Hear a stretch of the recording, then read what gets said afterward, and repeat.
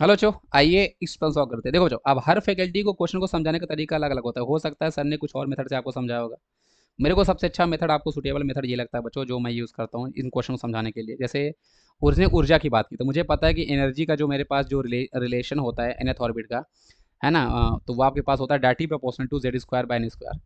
ऐसे ही मेरे पास जो रेडियस का रिलेशन होता है बच्चों, वो आपके पास एन स्क्वायर बाय जेड होता है। और जो वेलोसिटी का होता है बच्चों, वो आपके पास जेड बाई एन होता है। तो मुझे ये सबसे अच्छा मेथड लगता है। आप इसी से यूज़ करके क्वेश्चन को सॉल्व किया करो, जैसे यहाँ पे आपके पास दिया है। अब देखो, इस केस में उसने हमसे हीलियम की प्रथम कक्षा मतलब n इक्वल टू 1 के लिए उसने हमसे इलेक्ट्रॉन की ऊर्जा बता रखी है।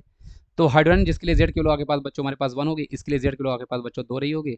और प्रथम कक्षा मतलब n इक्वल टू 1 के लिए आपको यहाँ पे ऊर्जा बतानी थी। मतलब इस क्वेश्चन में क्या है बच्चों, आप देखो n की वैल्यू दोनों केस में सेम है। मतलब n दोनों केस में आपके पास सेम ही है, उसमें भी प्रथम कक्षा, इसमें भी प्रथम कक्षा है।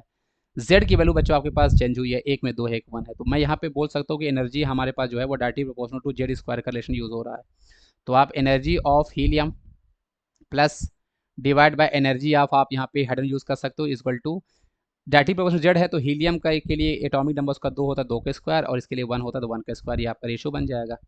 अब एनर्जी ऑफ हीलियम आपके पास -871.6 इंटू 10⁻⁻20 आपके पास दिया हुआ है।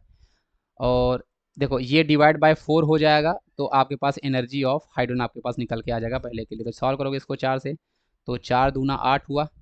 उसके बाद 4 1 जाएगा, 3 बचेगा, तो 4 सत्ते 28 आएगा, है ना। उसके बाद 3 6, तो 4 9 36, तो -217 इंटू 10⁻20 ऑप्शन नंबर आपके पास जो सी है वो आपके पास निकल के आ रहा है। तो वही आपके इस क्वेश्चन का सही जवाब हो जाता है।